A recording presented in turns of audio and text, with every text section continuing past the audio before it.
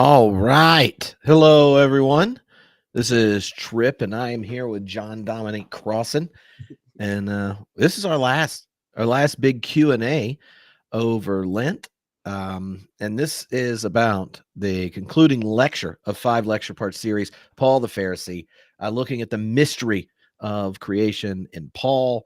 And if you're saying to yourself, "Whoa, a lecture series! I want to watch the lecture series," then you should go over to crossingclass.com. You can sign up. You want to do it because it will disappear right after we celebrate the inbreaking of new creation. Then it won't disappear. It may ascend or it may resurrect. We don't know. We're going to figure that out today. But we got a whole bunch of questions from everyone that's been a part of the class, and we've organized them through the sections of the lecture. So I think it'll be fun. And if you hadn't heard the lecture, you'll be able to follow along because the questions go through all the different topics. So, yeah, Dom, you want to say anything before we get going? Let them know what's rocking behind you today on your picture. All right. Within the confines of space, what I have behind me is two Easter images that appear side by side on a church in Galata in Cyprus. And the reason they're both there is, of course, Cyprus is Eastern Christianity. So the one to the left would be an original. And along came the Venetians, who are Westerners, took over Cyprus around 1500 in round numbers. So they brought in their own. So what you have, the Western and the Eastern side by side by the same artist.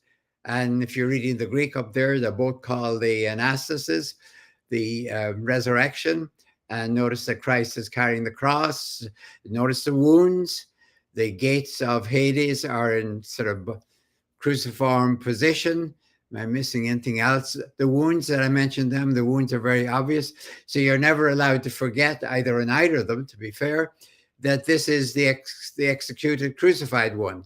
He's carrying not the wooden cross, of course. He's carrying the liturgical processional cross of the Byzantine tradition. But those are the two Easters, and that's part of the foundational problem of all of these lectures and the book, Paul the Pharisee. What about these two very different, and how do we explain their divergence, and what do we do with it? Do we conflate them, and how do we do it? Yeah. Well, we're going to jump into questions because we got so many of them. And the first one comes from Maria, who asks, you describe the mystery of God not as theological, but historical. How does this distinction change our understanding of Paul's message? Okay, Maria, and thank you. I'm using that distinction in terms of what Paul is saying. Obviously, he is not asking, as I understand it, when he speaks of the mystery of God in 1 Corinthians 2:1, and again in his closing lines, last lines he ever wrote in Romans, he's talking about something very specific, not the mystery of God. Who is God? God is mysterious. That's fine. That's not a problem. He is talking about a why question. Why did God do what God did? Namely, why did God allow, you choose your verb, allow, permit, decide, decree, choose your verb, depends on your anthropomorphic taste. Why did God allow, let me put it that way, the Messiah to appear, to come? Any way you want to, again, choose your verb. under the Roman Empire, when he knew that this vaunted empire, boasting of its law and its peace and its all the rest of it, would execute him publicly, legally, officially.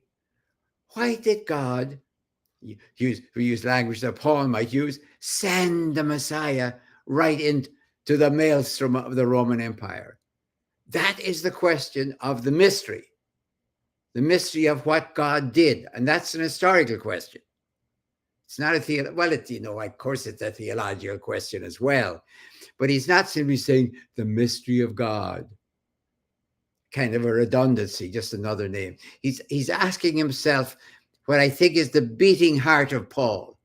I think this is where you can get as best I can to the heart of Paul.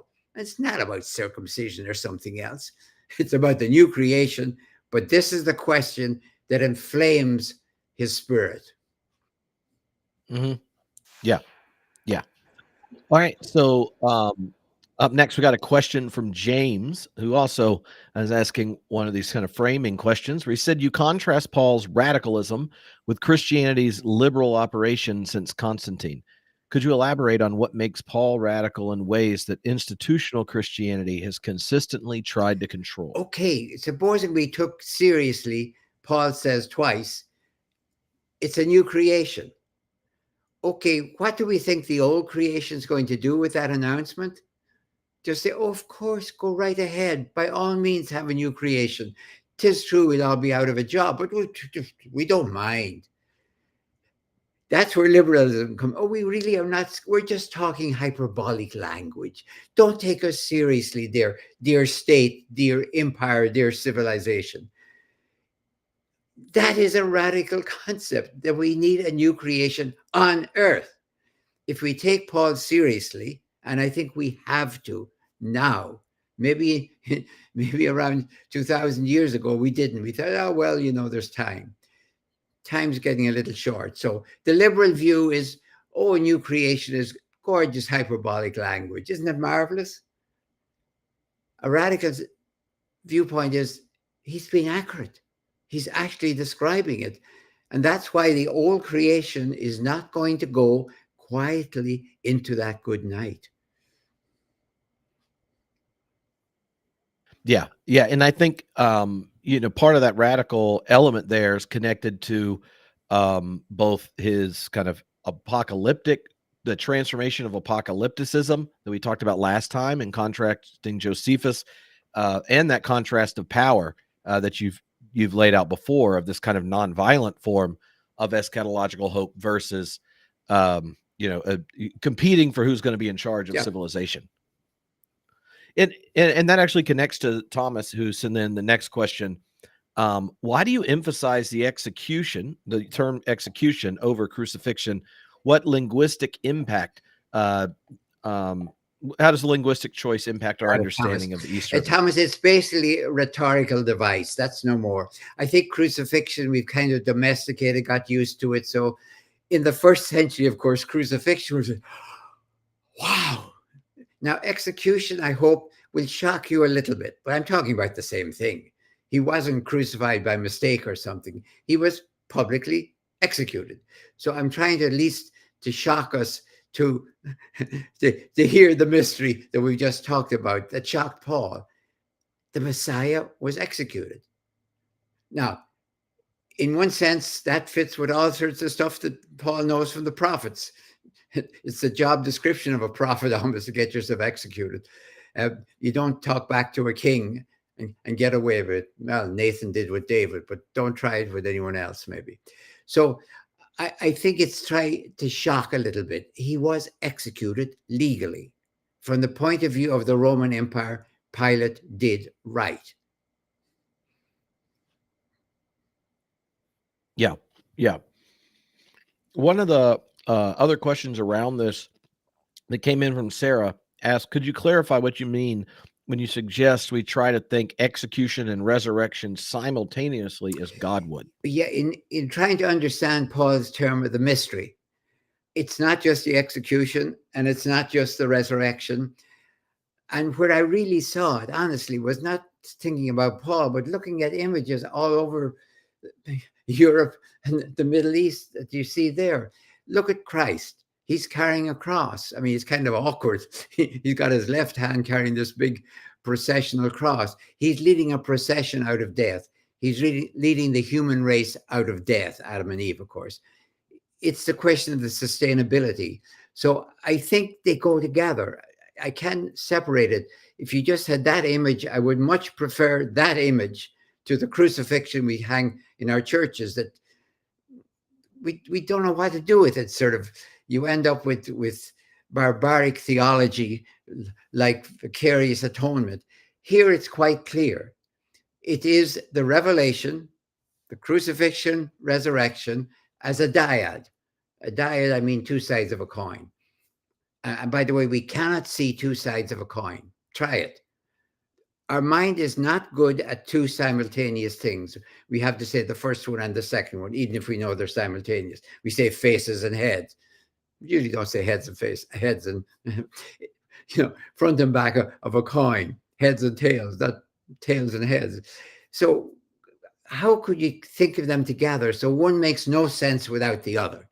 So that for Paul, having walked into, as I said, the maelstrom of the Roman Empire, unless the resurrection was going to be advanced immediately and begun with the resurrection of Jesus, it would make Paul's theology would make no sense to me. If we maybe you say two mysteries that kind of just follow one another.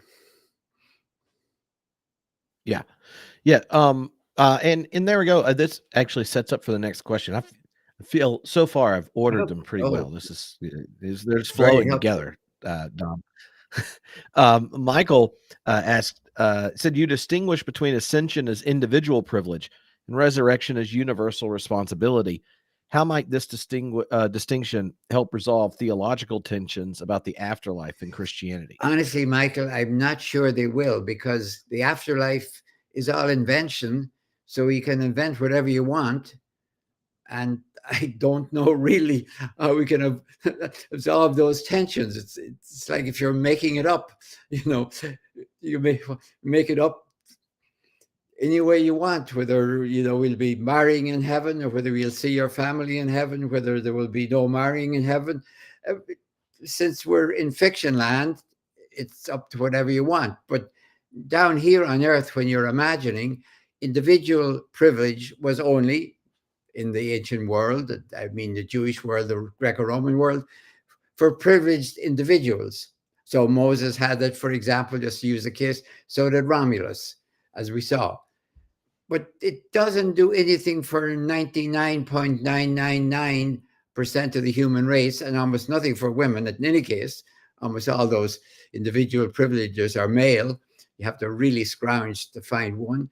Resurrection, at least, is every single, in its imagination, every single human being who has ever lived bodily. So, because bodies are about justice, and justice is about bodies. It's not, dear Plato, about souls. So that's a universal responsibility. I think that's a radically different way of imagining things. And if you look at those two images, even by the same author, same artist, I mean, you can tell, even Jesus is dressed the same, and kind of, look how different it is. There's nobody with him on one side, and the human race is with him on the other. Mm-hmm. Yeah.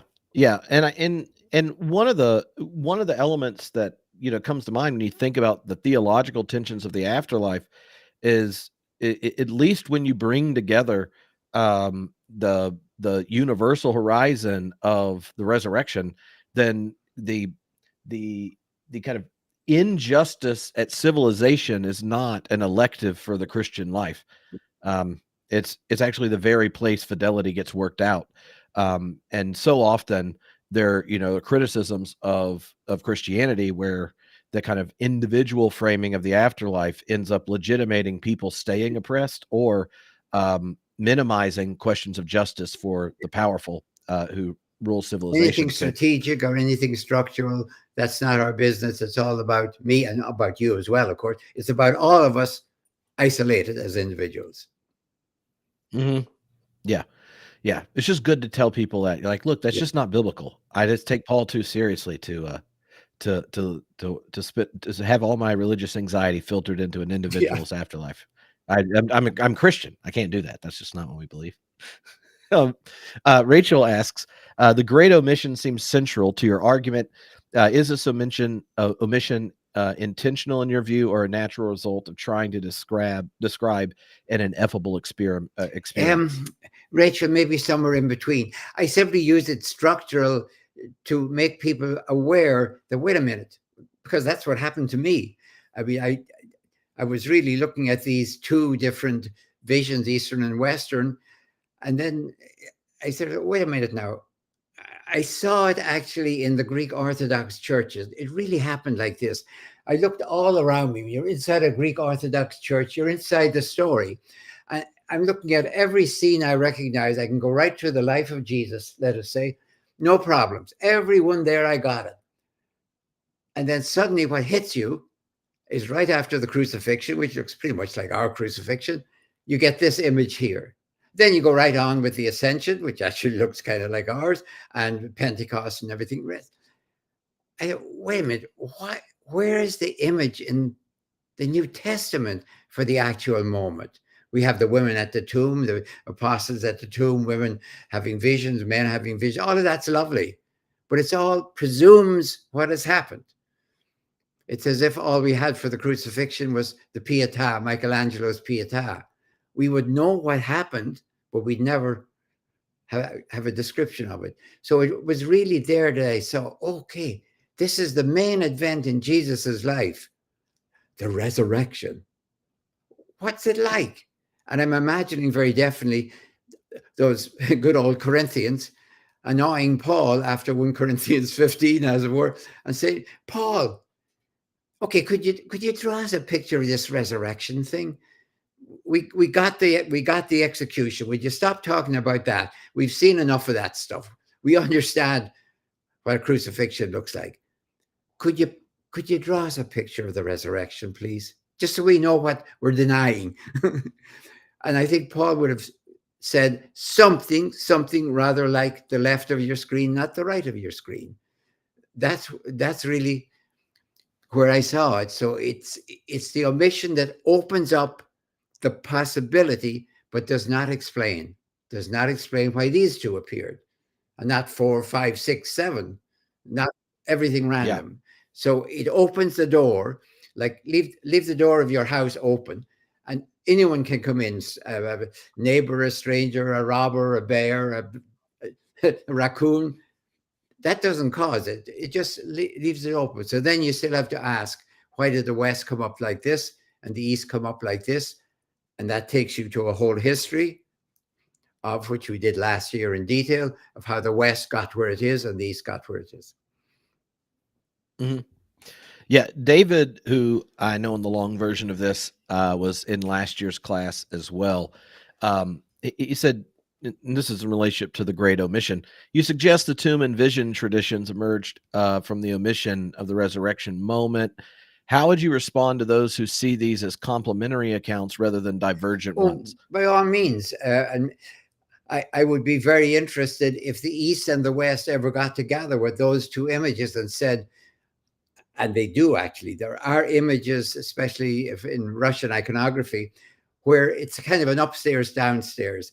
Like it's, as it were, downstairs on Easter Saturday, Jesus is liberating the human race from death. Now he's doing it only as a revelation, but then he comes up and tells us to get with the program. I mean, you could easily put those two images together, and you should, by the way. But you have to understand the priority.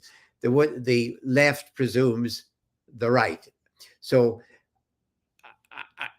I want to see how you put them together. And don't put them together by saying, well, it's the harrowing of hell. It's sort of, Jesus had an awful day on Friday and he's going to have a great day on Sunday, but this is just something for him to do on Saturday so he's not bored. So he goes down, as we used to say, and he preaches to those he preaches. Those in Hades don't need a sermon, they need a liberation. And that's what he's doing. He's not telling them, isn't it lovely down here? He's telling them we're out of here. So I want to hear how you conflate them. And you should conflate them. Just don't do it the way we've done. This is the descent into limbo. I want to scream every time I hear the descent into limbo. It, at least the harrowing of Hades would be an accurate term. Yeah. Well, in Protestants, the only limbo we have is at youth group when you actually do limbo.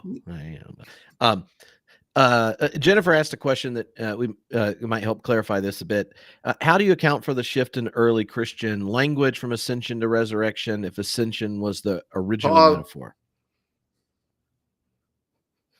It's like that's my only explanation that I can offer you, because I keep trying to see, can I find resurrection anywhere before Paul for sure? And there's only two places, either some document like Q, for example, like it's not, it knows about the resurrection because the Queen of Sheba is in on it. So it knows the idea of the general resurrection. It knows that Pharisaic faith.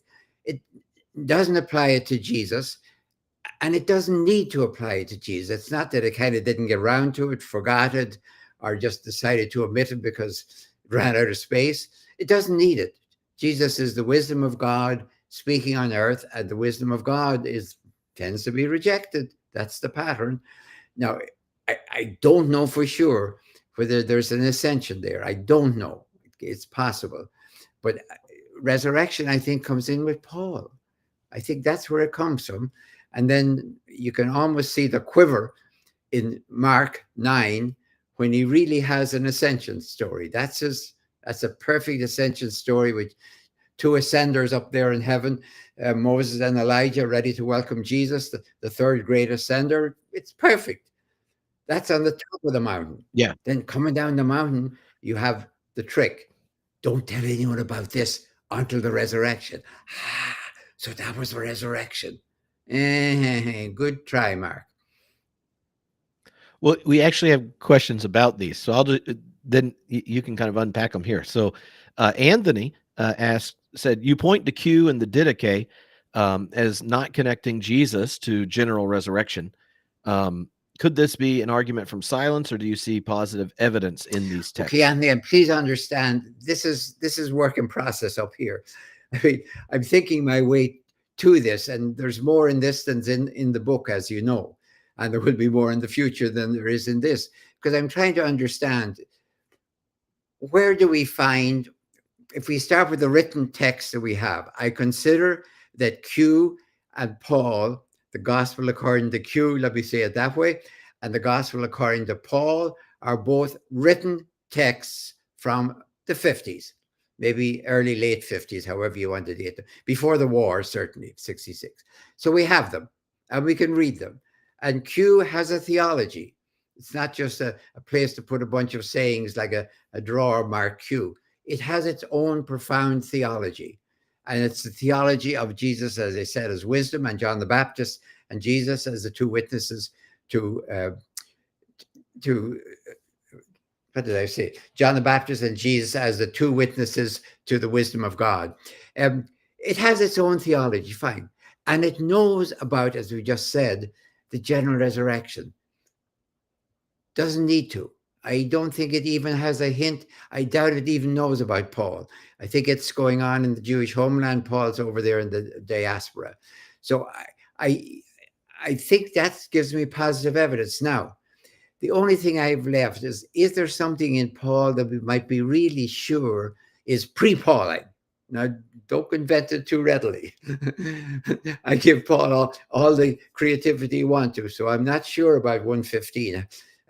1 Corinthians 15. The one in Philippians that looks like an ascension. Therefore, God has assumed him into heaven. So I'm looking, and it's an open question, by the way, and I've no theological commitment to it. It's a question. It seems to me at the moment that resurrection comes in from Paul, and a lot of people who don't have the Pharisaic background use it. And like Luke, they're really thinking ascension, or preliminary or preparation for ascension, or awaiting for the ascension, what really counts. Yeah. Yeah, Emma asked a question about the other text you hinted at just a minute ago in Mark, the Transfiguration account. She said, "You suggest that Mark knew an ascension story but reframed it as resurrection. What might have motivated this theological move?" And feel free to share a bit of what you've previously discussed so people, Okay, listening can follow this along. presumes what you understand about Mark, and that presumes you have a vision of Mark. I consider that Mark was written in the villages around Caesarea Philippi. That's why he's so interested in it. I think, in other words, it's from the far northeast of the Jewish homeland, and that's where it came from. Okay.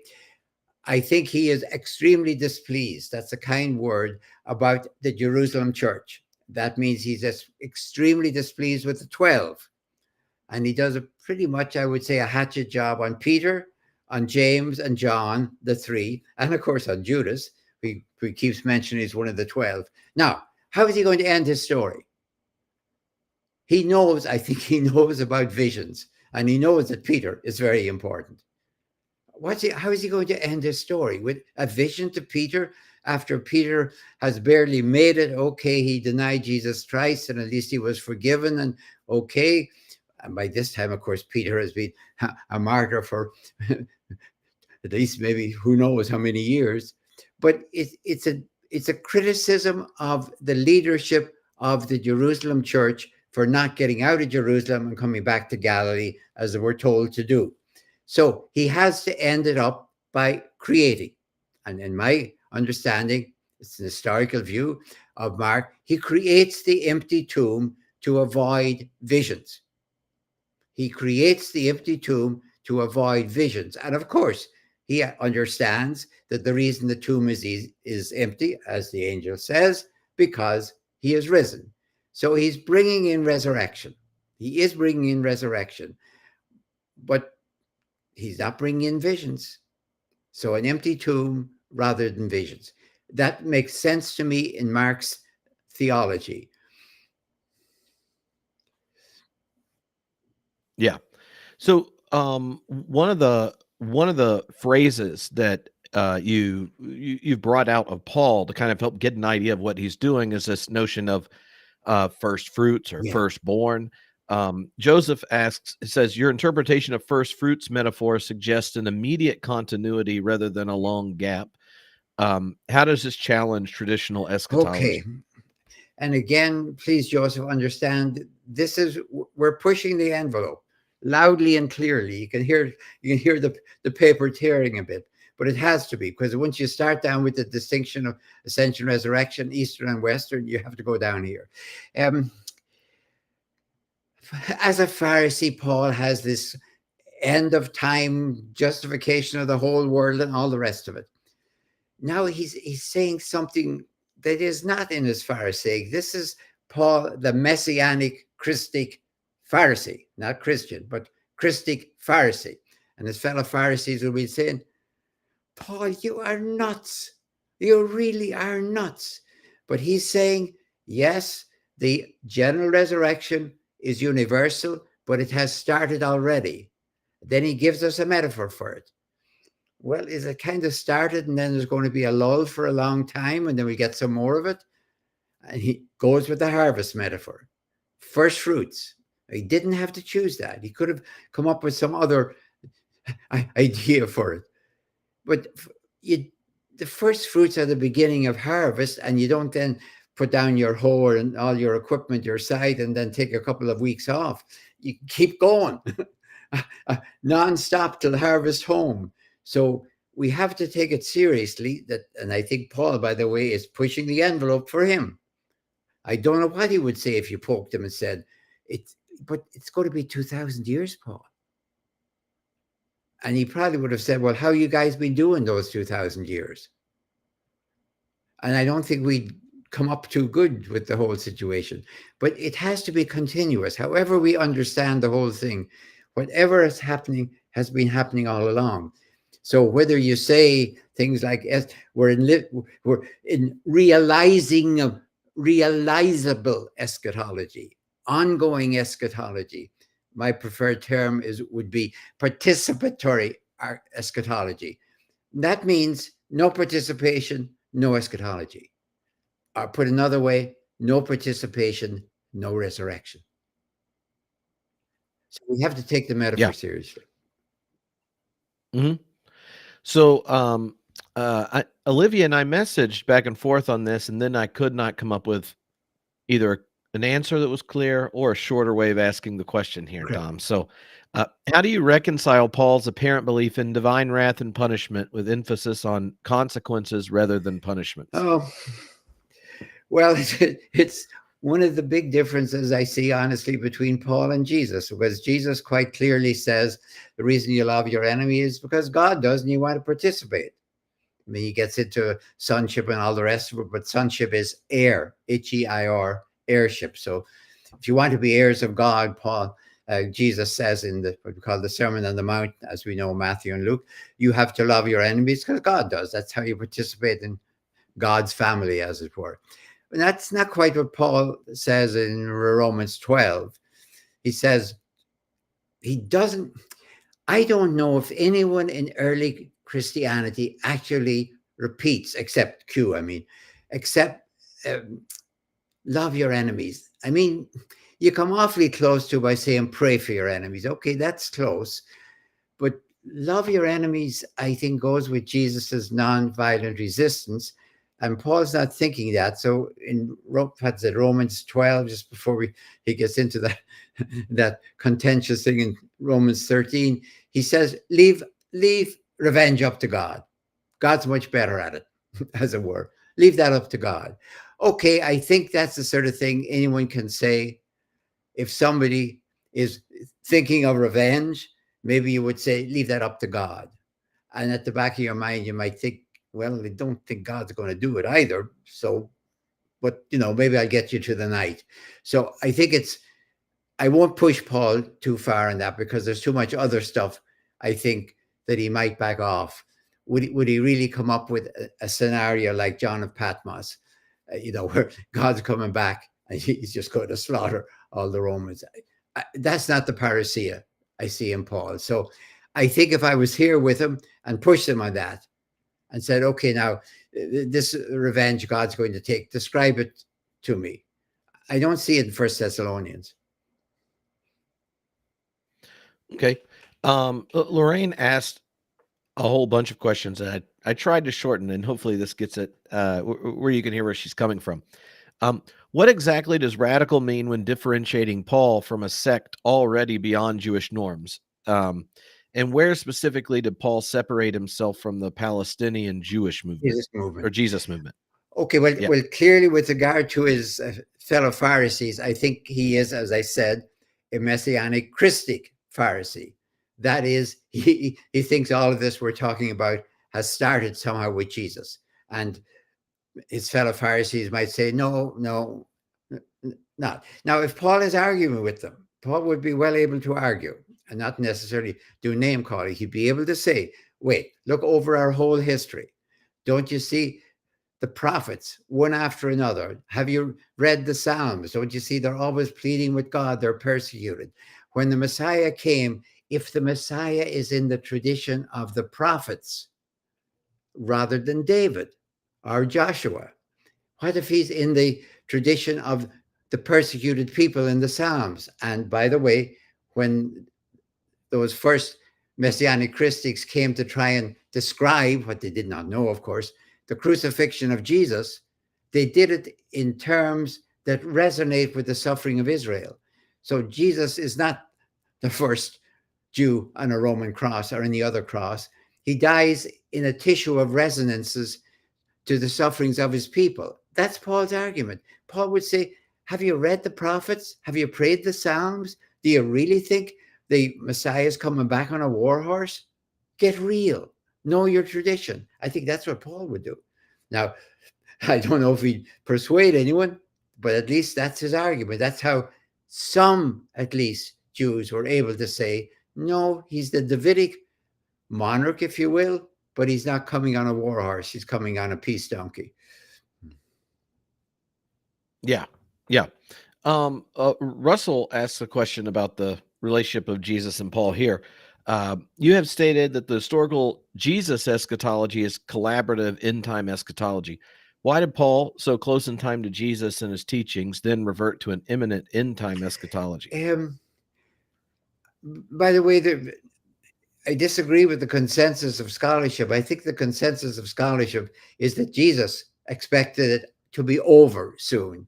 Now, it's not the same to say it's going to start soon and it's going to be over soon. It depends what, if, for example, you think, what is it? Mark 9:1 was said by Jesus, there's some standing here who will not taste death before they see. There's certain texts that if you think Jesus said them, then Jesus thought it was all going to be over soon. The kingdom of God is here, but it'll be over soon. Okay, he was wrong on time. And everyone who's ever said it up until 2:30 this afternoon, Eastern time, has been wrong to accept the end. I don't know, maybe they're right today, but so far the record is not good. So if Jesus said it's going to all be over soon, he's wrong. Paul said it, he is wrong. So was Mark, by the way, and probably so was Q. Basically, most of them are stunned by the idea that the kingdom of God is here and we have to participate in it. But it'll be over soon. But the kingdom of God is still here if you participate in it. And if you don't, it ain't. It's not like here, but waiting for cooperation. It just isn't here if you don't participate in it. So I think the general expectation in the Jewish homeland and possibly the diaspora, but certainly the homeland, the Romans have arrived. If not now, when, God? If not now, why? Surely God's reign is going to come now. Along comes Jesus and says it's already here. What? It's already here. Participate in it. But it's going to be over soon, right, Jesus? Right. I mean, I think you can't break away from that to face that it might be a long haul. So I think that's still pulling them. It pulls Paul for definite. I'm not sure about Jesus. And by the way, I have no problem saying if Jesus thought he was wrong. It's quite possible to have a right message and a wrong timing.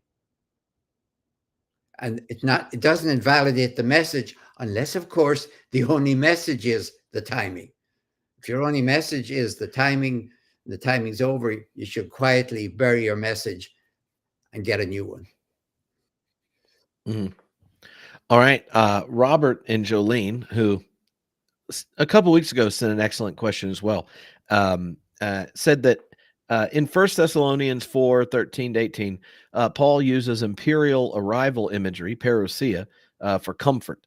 Is this metaphorical for Jesus living in communities, or how exactly did Paul envision resurrection unfolding to console grievers? And by the way, thank you very much for putting the question down there, because it helps me to see it and be able to read it and remind it. Okay, first of all, in 1 Thessalonians, Paul uses the language of parousia and reception, the coming.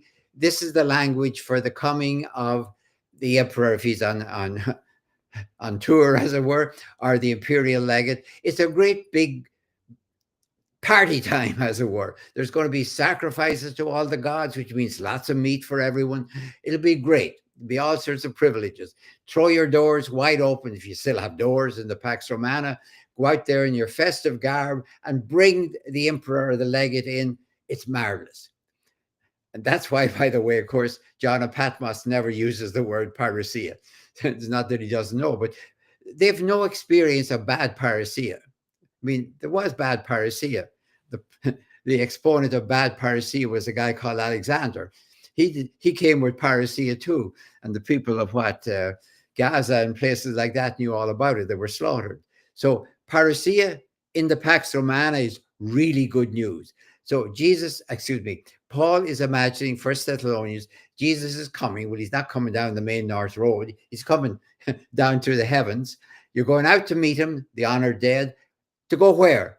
Up to heaven? No, to come back to a perfected earth. Of course, you don't go out to meet the parousia of the emperor, then off he goes back to Rome. He'll go back eventually, but in the meanwhile, you bring him in. So that's the way he imagines it. It's a metaphor, of course, but it's a metaphor for the eschatology, it's going to be a celebration of a job well done, not revenge for failure, as it is kind of in a way in John and Patmos. So I would find it very consoling because the image that I'm seeing, sorry, it's a little bit long. The problem with the Thessalonians is we thought we were all going to go before it ended. Now some of our beloved dead are dead and buried. What's going to happen when Jesus comes? And we're going to forget about those guys in the tomb. And Paul's brilliant intuition says, no. Look at your main North Road. Who is the first people out there who greet the imperial legate? The honored dead. Of course, if you've ever seen the tombs along any great road like Hierapolis in Turkey, you see the first things you see coming into the city on the great roads are the honored dead. They're right up next to. So Paul's brilliant idea is the very first ones they're going to get to meet Jesus in the air, like the first ones that get to meet the emperor or the legate on the ground are the honored dead. It's gorgeous. He's dancing as fast as he can to help people who are hurt, our beloved. What about our beloved dead? I mean, it's a terribly pastoral problem. And Paul could say, as the other Jewish answer usually is, well, it'll be all simultaneous. Nobody get before anyone else. But they died before anyone else, Paul. So, okay, they'll be honored before anyone else. It's brilliant dancing theology. You can imagine someone that pulls that out, not knowing how to preach, Yeah. Anyway. Yeah. Paul's practical theology. Very consoling. Extremely believable because look at your roads. Who gets to meet him first before he gets to the gates? I saw this honestly by myself, walking in maybe a half dozen times into Hierapolis in Turkey. And it takes us, I don't know, maybe half an hour to get through the tombs, which are all earthquakes scattered all over the place, to get into the actual part you're getting into. You can't not when you're walking through it. And it kind of struck me. That's what Paul is doing in 1 Thessalonians. I didn't get it studying 1 Thessalonians, honestly. All right. William asks, what historical factors contributed to the divergence between Eastern and Western visual representations of the resurrection?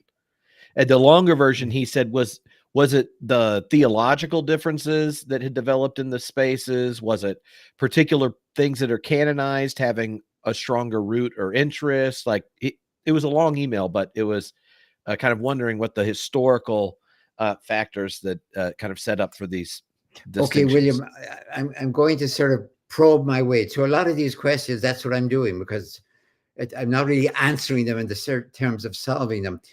What we do know is that the surface models for the two types were the coins of imperial victory, which, is the only mass market imagery that everyone would know. In their hot little hands, they would have the silver denarius, would show imperial victory. So you have the one of Constantine, the imperial victory, where the two soldiers are standing next to the Kiro standard, is the model for the one over here on the right. And maybe it's pulled immediately towards individuality by the very beginning. Over on the east, the Eastern vision uses coins of victory, where the emperor, instead of showing nice and crudely and accurately with his foot on your neck, that's victory 101. And that does happen with poor old Hades, of course. But basically, you see Jesus either lifting you up, and notice that Adam is always sorry, let me see if you can see. Yeah, try and move out of the, I can't do it. Move out of the way. But Adam is always kind of kneeling. And it's kind of awkward because he's coming out of the catafalque, coming out of the tomb, the sepulchre, and he's kind of kneeling. I guess he's kind of getting up or something like that. But that's how the emperor is shown on many coins, raising you up. He's not conquering you at all. He's liberating you. He's raising you up, and he's leading you out from the forest of savagery into the city of peace. So there is influence from the coinage. and I spend much more time talking about that and Sarah in my book, Resurrecting Easter, because that's very much important on the surface. I'm still trying to really process it, to use Tripp's word, process how that surface thing goes and the universal uh, resurrection and the individual ascension work together. And that's really, there's a marvelous doctoral thesis for somebody there. Mm-hmm. Yeah, Catherine, who has been a part of a whole bunch of homebrewed classes, asked this about how might these two traditions be reconciled in contemporary Christian understanding, and oftentimes Yes. because so many of the things that exist in the West would our biggest problems get handled if we in better ways if we read Paul as Paul the Pharisee, and so many of those ecumenical things just happening within the life of the church. A reconciliation of the East and West could really help.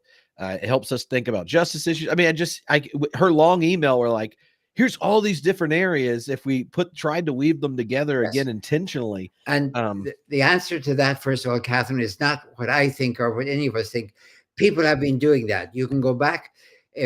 I hope I did this last year. I don't even remember what I did last year because I'm working all the time. But I think when I usually show any slides about the East and then the West, I usually end up with the reconciliation of the two of them, because especially in Russian iconography from the 1500s, 1600s, 1700s, they show both of them together. Now, not side by side. That's kind of a primitive way of putting them together. They show them, as I said, like upstairs, downstairs, referring back to that British drama. Upstairs, downstairs. So downstairs, you see Jesus exactly as you see him there on the left of your screen. And you see he's downstairs there because the earth is opening, as it were, above him. And then he comes out upstairs. So it would be possible, and we have the imagery there to bring them together and say, I mentioned this earlier, down below, Jesus shows us how we can make a sustainable species. It is nonviolent resistance, the cross and all the rest of it, that liberates the human race from death. Okay. Then Jesus comes up, as it were, into the world, out of the tomb, to tell us, get with the program. I'm not doing it for you. I'm just showing you an image of how it can be done. Now, go do it. So, in my own mind, absolutely, the two of them are put together. But if you confront me with a choice of one or the other, I'm going east. I really am. All right. My battery died on my camera, Dom, so I just disappeared. Well, but the questions haven't. I can still see them. Are you all right? Yeah, I have not. The power has not gone out. I just kicked something. I don't know. Nathan said, "You frame resurrection as a metaphor for humanity's evolutionary challenge. How might traditional Christians integrate this understanding while maintaining their core belief?" I have to really ask, if I'm in dialogue with Christians, what is their core belief? If their core belief, for example, is sort of this is the anteroom of heaven and we're getting ready to go to heaven, then I am talking about a different vision of what it means to be human and to be Christian. So I would have to know that. But I do, how would I put this? I find actually that evolution, and by evolution I mean the Big Bang and everything else that scientists are talking about, I find that very congruent with Genesis 1. Genesis 2 and 3 speak for themselves, but Genesis 1, because both of them speak about justice. I think evolution is absolutely just. Not the way I would run justice, or not a type of justice I like, actually. I do not like justice for volcanoes, for example. If I was running the world, I'd be very different with how justice was distributed. There'd be none for microbes, probably, or certain other things. But I think we have to start there. And one of the things I've suggested is maybe to suspend this whole atheistic debate and say that both of us, theists and atheists, are under evolution. By evolution, I mean cosmic evolution. And I mean, it's rather simple. Do you think if an atheist, a theist, and a monotheist and a polytheist went up to the roof of a 30-story building and jumped off, do you think gravity runs all of their faiths? And by all means, if you want to have God behind gravity, but gravity is the way God works. So I think it would be good, for example, to take a good look at gravity as the glue of the universe and everything else. So I'm trying to argue way beyond any debates of science and revolution. Those are just power trips. Come on. I don't even think there's serious discussion there. There is serious discussion about evolution and, say, the Sabbath on Genesis 1. So if your core belief is Genesis 1, then I think we have an interesting discussion. Yeah. All right. Sophia's question is, you note a slight difference between Jesus and Paul's approaches to nonviolent resistance. How significant is the difference for contemporary? We've touched on this, Sophia, before. As I mentioned at the end of chapter 12, going into 13, Paul says, don't revenge, leave that up to God. I think that's a typical thing that anyone might say, confronted with somebody who's thinking of revenge, leave it up to God, without having a whole theology in which God is the great avenger, the great pouncer, as it were, the one who really will get you in the end. I don't think that's Jesus's vision. I really don't. And I don't think it's Paul's either. But Paul does say, no revenge, leave it up to God. I don't think it's wise to build ethics on that. All right. Pat asks, could you elaborate on religion as intimation of cosmic evolution and how Easter serves as a metaphor for our species' sustainability rather than being primarily about Christianity or Paul? Oh, I could if I had a couple of hours. All right, Pat, let me see. I mean, here's how it happened to me. Especially when I was working on the book, How to Be a Christian, how to read the Bible and still be a Christian. I noticed reading through the entire scriptures, and what I was doing there was deliberately taking the Christian Bible, ignoring Old and New Testament, reading straight through it as a single story, as it were. And I thought, wow, I can really understand this biblical God, let me say, biblical God, abstracting from, I can understand this biblical God as the incarnation of evolution. Not saying it isn't, I'm just saying it makes absolute sense. Evolution seems to be working exactly like this. So I'm wondering, could the great religions, could at least the Jewish tradition and then the Christian tradition, be really founded on intuitions of evolution? Or, we just discovered in the last century, cosmic evolution. I'm talking about cosmic evolution for the moment. Cosmic evolution, did nobody ever get a hint of it? When people were looking up at the stars and trying to figure out who was running the world, and were aware that somehow or other we don't seem to be in charge. Yeah, we're in charge, but I'm not so sure about it. I wonder if those are intuitions of evolution, or is it possible that something, should I say so obvious, give no hints to anyone?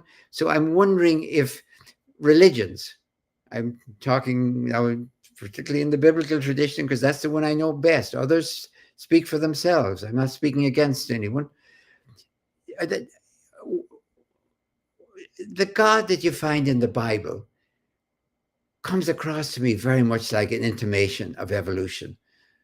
Where do they get the idea of distributive justice?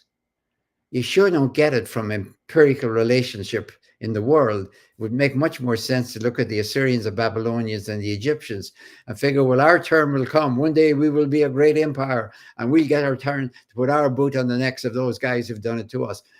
That sounds to me make just as much sense as there is a God who is in charge of the universe, who is just and wants it to be a just place with a fair distribution for everyone, as shown in Genesis 1.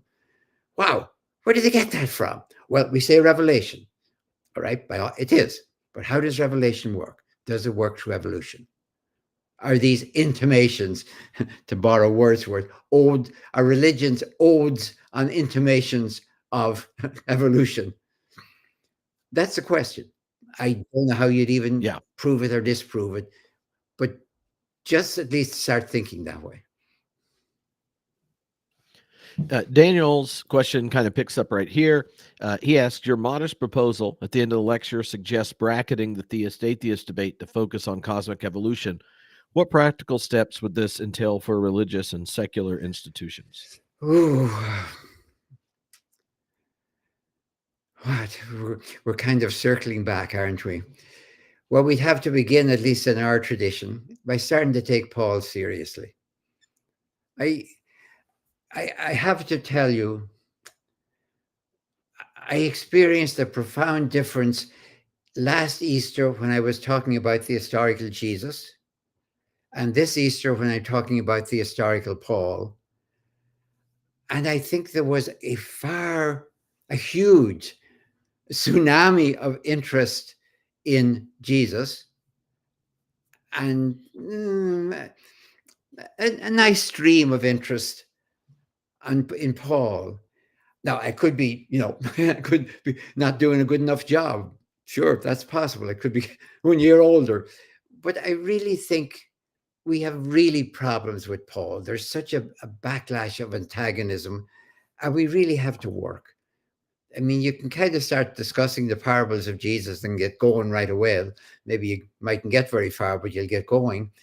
Paul requires work. We're reading somebody else's mail, and Paul is always answering somebody else's question. So supposing somebody took all of my answers to this question, sorry for this comparison with all due respect, took and tried to figure, what the heck is Crossan talking about?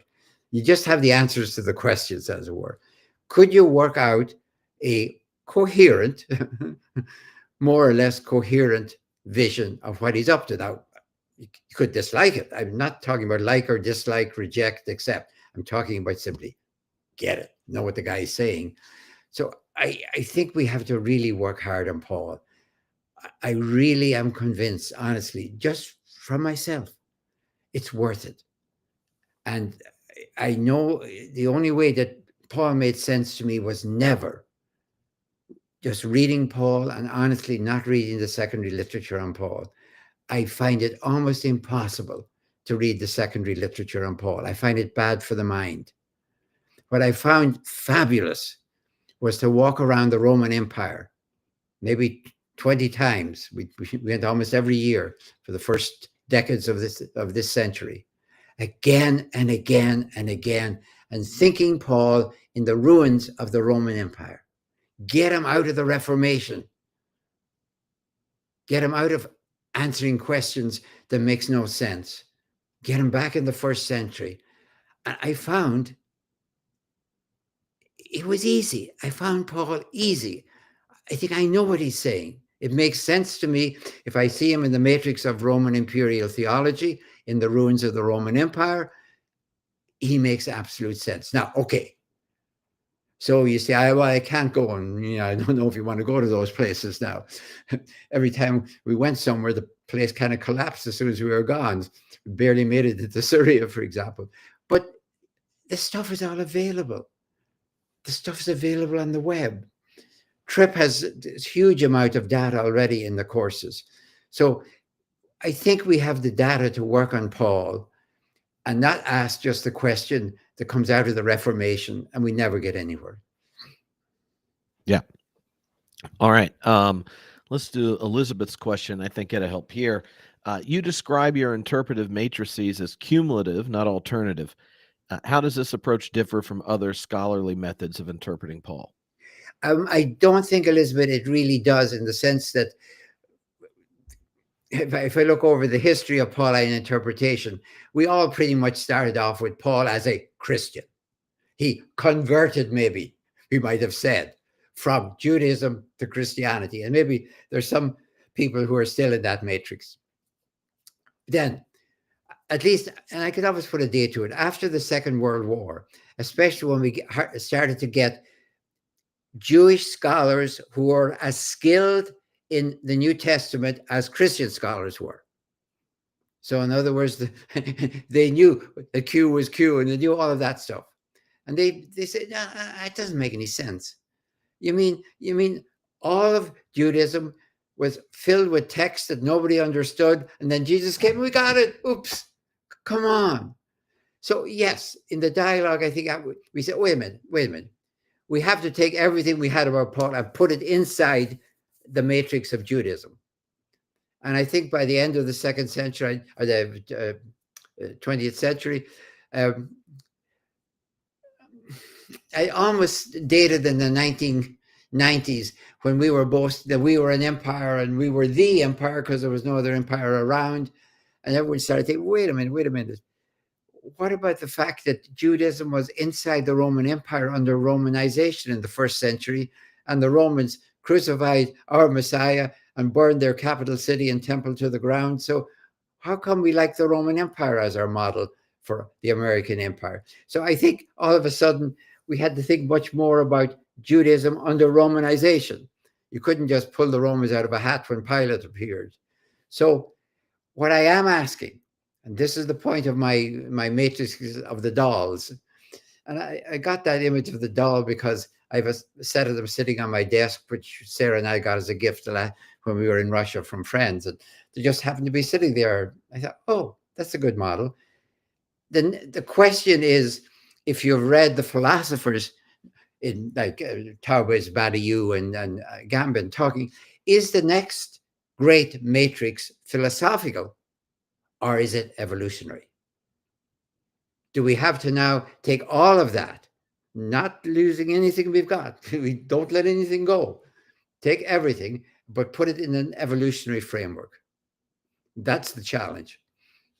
Yeah. That it connects here with a question Marcus sent us. Not your best friend Marcus, but a different Marcus. You suggest moving from small history to big history. What methodological changes does this require for biblical scholars? Oh, Marcus. And I know Marcus is in classwork of a PhD program. So I think we have to have every cooperation we can get, Marcus, and I'm groping my way. I really am. Big history we've always claimed we are historical scholars, right? Okay, but we're always dealing with small history. And by small history, I mean the Roman Empire. I mean 2,000 years of Christianity. I'm talking small history. The big history is of course eschatology. So how did we never bring that in if we're historically critical, since that's the biggest one out there? And my answer to you is I don't know. That's where I'm trying to begin. I don't know who will need to help us there. Will it be cosmic evolutionary people? And by the way, this is an aside. I'm just not answering your question, but I wish that we had discovered cosmic evolution 100 years at least before anyone came up with human evolution, because I think human evolution got everyone so uptight against Darwin that we almost missed cosmic evolution when it arrived. We exhausted our antagonism. Maybe if it had come the other way around, people might have seen cosmic evolution even within theism, as a magnificent way to understand God. But, human evolution got us. And this is the 100th anniversary of the Scopes trial. So, we might as well mention that. But I don't know how it will change biblical scholars, but I know it'll make them think about things like new creation. And new creation can only be renewed creation. So how do we imagine creation as sort of in process? Not in process in the sense of our understanding, but that evolution, which we know is in process, whether we like it or not, whether we believe it or not. Maybe if we're thinking of Paul's creation as a groaning of creation and labor pains, and new creation, not as new displacing the old, because that's what we do in the ancient world. The old was the tried and true. The new was the suspect. So you brought in the new as the renewed old. So Augustus could walk into the Senate without laughing, and maybe they were laughing, and tell them, I have renewed the Republic. And they bought it. They had no choice, possibly. So new creation is the renewal of creation. That sounds awful like evolutionary thinking to me. So I think we have to really start thinking that way. Yeah. Yeah. Rebecca's question is a follow up here, and maybe when discussing it, you can share how we're going to have a little experiment in doing this together. You and Philip Clayton are going to be tag teaming at Theology Beer Camp to connect the groaning of creation work you're doing and the larger cosmic story. Rebecca puts the question this way: you're concluding immodest proposals frame religion and theology in evolutionary terms. How might these proposals foster dialogue between religious and scientific communities? Well, my idea was that we might say the major thing we should be discussing, just to start like this, is the sustainability of our species. What do we have to do? Forget politics and religion for the moment. What do we have to do to sustain our species? Or do we believe we're inherently sustainable, we're doing fine, and there's no problems? If that is the view, then we're not talking about the sustainability of the species. But I would want to say that's the central problem that we should be facing now. So I would say whether you are a theist or an atheist, keep it nice and simple. And atheism, by the way, needs to have its own powerful, persuasive, positive vision. I've never spent my life bashing fundamentalists. If you want me to do it, I'll do it for you. I'm quite good at bashing if you want it. But I want to see a positive, persuasive, powerful vision, powerful and positive. And I think that's what we should maybe try to do. I said before, and maybe this is just my prejudice, I don't think the science versus religion is really worth profound theological discussion. I think it's just a power play. It's like Republicans against Democrats. It's just about power. And if you won't share power, then we have a difficulty. But I really want to talk about evolution and creation. And that's why I would hope to have the discussion, and that will take care of religion and science in the world. So my modest proposal is, don't get into that debate if you can, if somebody pulls you into it, because I think it gets us away from the primary debate we should be having, which is the sustainability of the species. Yeah. Well, very excited to see exactly how the conversation goes this year at Theology Beer Camp. And Phil Clayton, who's going to be telling the cosmic story, who, was edited the handbook on science and religion for Oxford, wrote the intro to science and religion text, a brand new book telling the cosmic story. His new book that just came out, there's a podcast episode, I think, coming out next week about it. He co-wrote it with an atheist friend, where they tell the scientific story and talk about how the theist atheist distinction doesn't really help. It doesn't keep you from having a shared account of the sacred as you look and articulate the larger kind of scientific story. So I'm super pumped as to what will happen when you do the biblical story, he does the scientific one, and then 600 day drinkers ask questions as to how we make connections. I'll try and read that as soon as I get my hands on it, by the way. Oh, yeah. Remind me, I'll mail you a copy. Well, okay.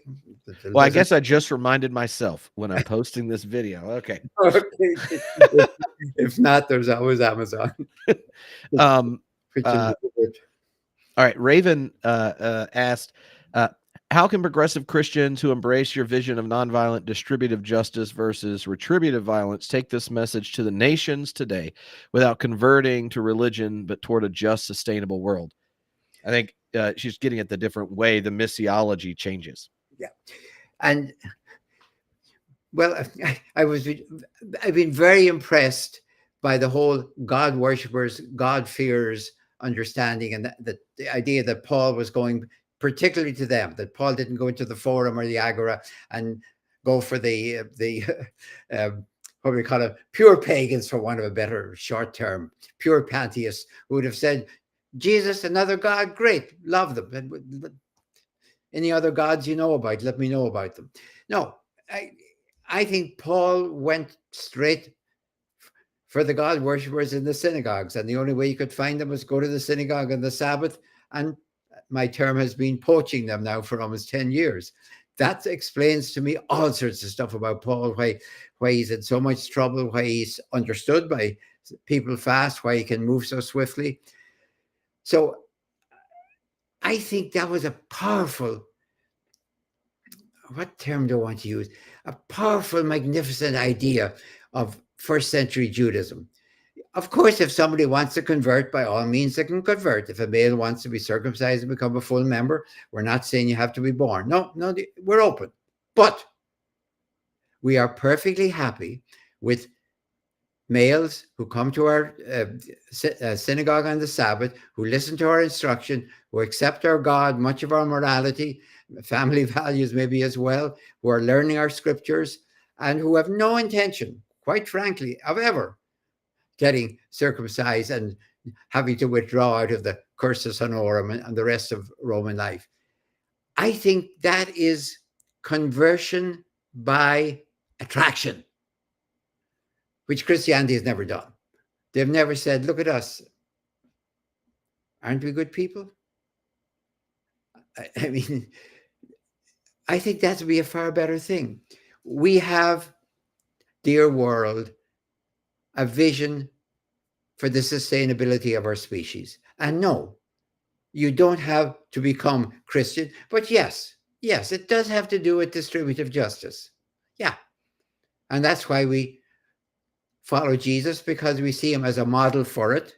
And it does have to do with nonviolent resistance, because we can't see any other way that won't make violence spiral. So if we go after you violently, we know that'll just spiral. The next time you'll come back with better weapons if you lose.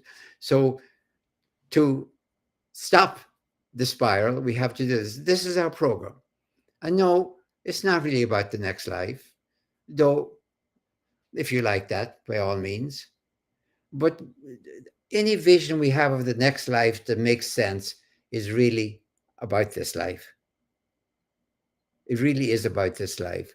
So I think we may have to say, we really have negotiated with the state that you take care of this life and we'll take care basically of the next life. Now, every now and then there'll be little things, but basically we're about souls and the next life. You be about bodies and this life, and we could all live happily. We have negotiated our spirit and our souls away, as I see it. So yeah, we'd have to really go back to Jesus.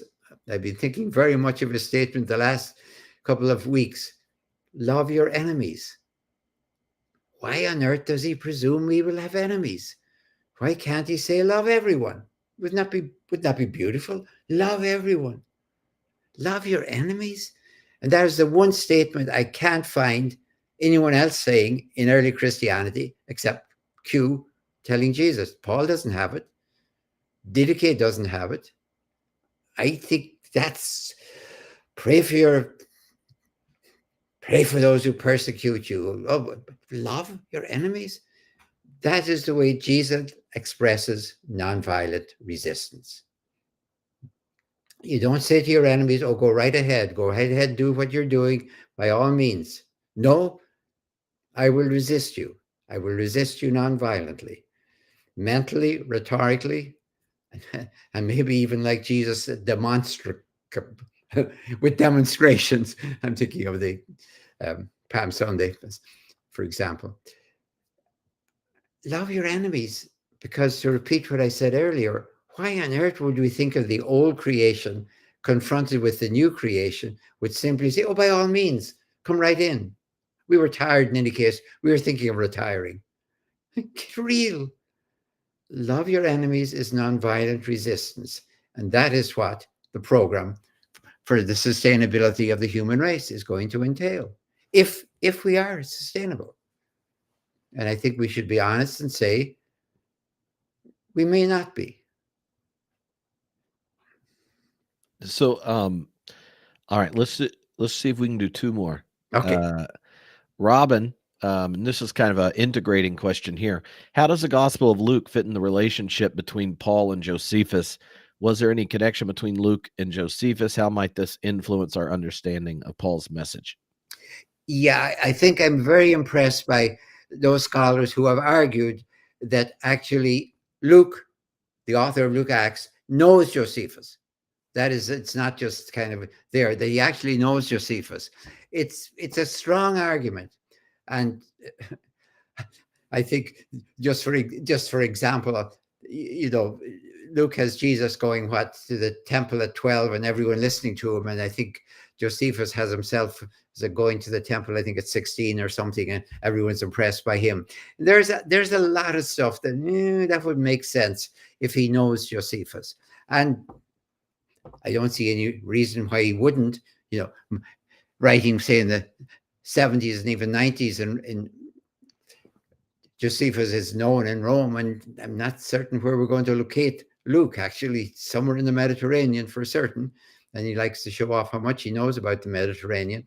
I understand that because I like to do that too. If you've traveled an awful lot, it's kind of nice to show off that you've been places. Luke loves to do that. I appreciate the model. But I think it's quite possible that Luke, the author of Luke Acts, of course, knows Josephus, his writings, And Luke Acts is, somewhere between Paul and Josephus when it goes to the status of the empire. Yeah. Yes, and the one thing that Josephus does in the 70s, without a doubt, he's apologizing to the Jews for the Romans. That the Romans are dead scared that maybe there'll be a rising, that Parthia will come against them, and the Jews will create a rising in response to what they did to the Jewish homeland, and the Parthians will come west, spurred on by the Jewish citizens, maybe in east of the Euphrates. So he's trying to tone everything down now. But when he comes to write the Antiquities 20 years later, I think it's an apologia pro his vita romana almost, because he's defending, and of course against Appian does it too, he's defending Jews to its cultured dismissers in the Roman world. So he is negotiating how we might be able to live as Jews and Romans, even after what had happened. And of course, that's what Luke wants to do too. So somewhere in there on that spectrum, we have Luke and Paul, Luke and Josephus and Paul. All right. Glenn asks about, you use the bracketing kind of throughout, but how do you define the word God or the concept of God for yourself personally? Do you believe that the God you've defined exists in our universe? That kind of, there are a number of variations around this kind of question. And it's an honest question, Ben, so I don't want to ignore it.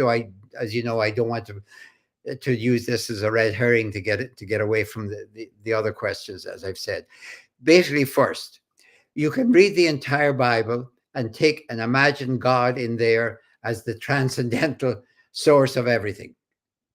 Okay, that's one way of doing it, and it'll make absolute sense. As I said, you can read the entire Christian Bible and imagine God as the personification of evolution, in the same way that John Bull is a personification of the UK, Uncle Sam the personification of this country. If you had a whole thing about it, you could do it, and it makes sense, and you have to ask yourself why it makes sense.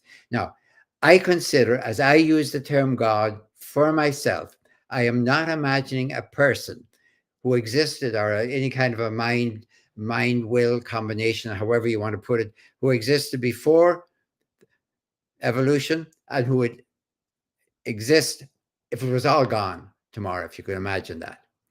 I don't imagine that. I am very careful, though, because I think when the human mind starts to think, that's always a danger. When the human mind starts to think about the Big Bang, for example, just to keep it simple, why is there being rather than nothing? Why is being dynamic rather than static? Why not? And why is this dynamic being just? I mean, it's fair to everything. It's fair to the mountains. It's fair to the volcanoes. I said it's fair to us. We have intelligence. If we want to live in a floodplain, don't blame the flood. If we want to live next to a volcano because the wine is nice, don't blame the volcano when it inundates us. We have intelligence, at least. We can decide what we want to spend our money on. I'm inclined to think that when the human mind confronts the mystery of evolution, I'll be very careful. When the human mind confronts the mystery of evolution, that confrontation is called, for me, God. That is the confrontation. That is the meditation. That is the contemplation. So if you say, well, that wouldn't have existed before we existed. Right. We, our species, because I'm not sure that the other animals out there are worrying about being dynamic and justice and all the rest of it. So I don't see God as a person. For me, I see God as a mystery. And I'm inclined to think if you don't really look at that every now and then and think about it, you lose something profoundly important in humanity. I think that's where the mystery comes in, all over. The mystery that drives artists, that drives poets, that drives anyone, for better or for worse, towards creativity. I think it comes from that creativity. So for me, I use God for the interaction between the human mind and, let's call it the Big Bang to keep it simple. That's what I call God, that interaction. It's not objective, it's not subjective, it's interactive. You're not making it up. You're responding to something. But you're not actually talking about something that would be there even if you weren't. That's the way I would use it.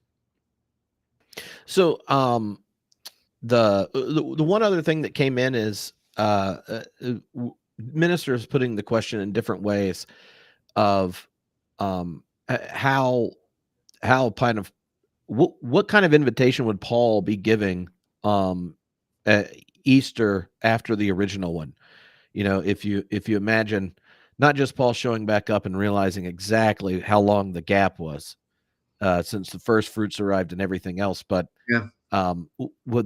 what's kind of pastoral Paul's invitation of thinking what he would sound like celebrating Easter, and what kind of invitation that is, if it's not kind of smushed into these categories that forget that he was a Pharisee. Oh, that's what we should discuss more. I suppose he'd ask us, how goes the harvest? The only thing the way I'm kind of thinking that kind of question myself, not just now in response, but in general, is trying to understand the difference between kairos and chronos, and that comes out of Agamben, obviously.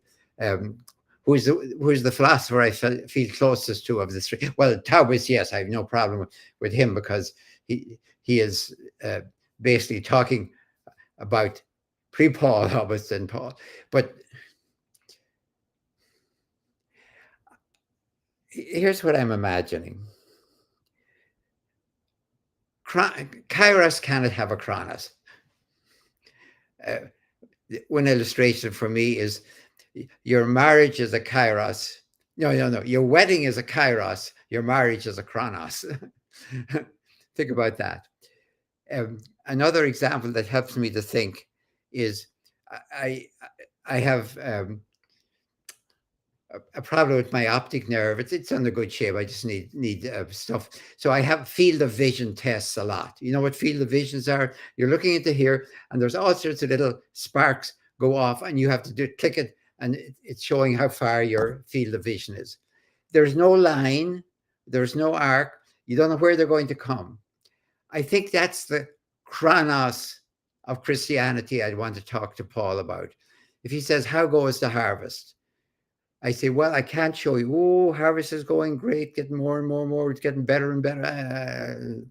And I'd say, Paul, you didn't say it was a chronos. In any case, Christianity cannot have a chronos as a vision. The church has a chronos. That's why it's not Christianity. Of course, it has a chronos. Roman Catholicism has a really good chronos. You can have a whole career out of it. But I'd want to talk to him of all the places in the world, not just in Christianity, where I kind of smelt the harvest, Paul. You're asking me, how is the harvest going now? It's 2,000 years. I might talk about Francis, for example. I might talk about any place, not just inside Christianity. Do I know that best, maybe? Where do I see the vision of nonviolent establishment of justice? Where do I see it? Anywhere in the world in X number of years. But it would be like a field of vision. But it would be a field of vision. Now we would know them all. At any moment, a person would only know what he had seen before. But imagine they were all there. That is how I would see the chronology of the Kairos, which is the vision of Paul and the vision of Jesus. I wouldn't see it at all as a line in any way, descending, ascending. I might see it a little bit as the heartbeat, up, down, up, down, up, down, I suppose, if you put it one after the other. But that would be just simply a way of trying to put it into some way that makes sense, because I don't see that those little flashes I'm talking about really grow on one another. They kind of come out of the vision still as a powerful possibility, inside and outside religions, any of them, all of them. But at least I would be asking them the same question. Could you show me how your vision is for the sustainability of our species on this earth?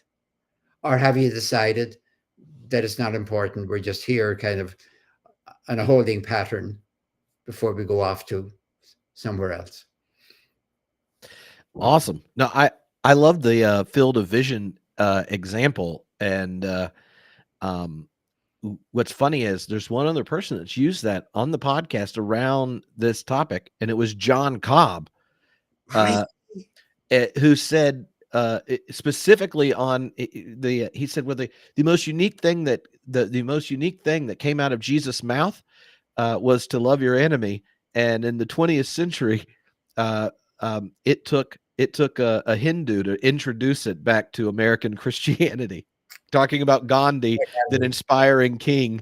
And he said, so part of in his book Structure of Christian Existence, he talks about these different kind of like patterns of relationship, that each wisdom tradition contains these different patterns. And one of the unique gifts, in a sense, of the Christian tradition is the love of enemy as kind of at the heart of it.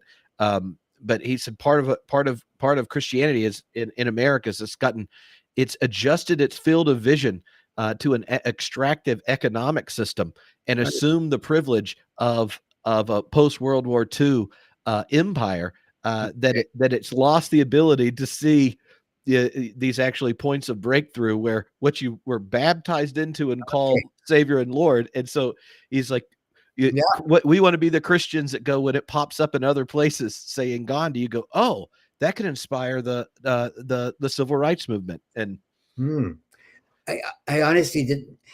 I saw it when I was undergoing it.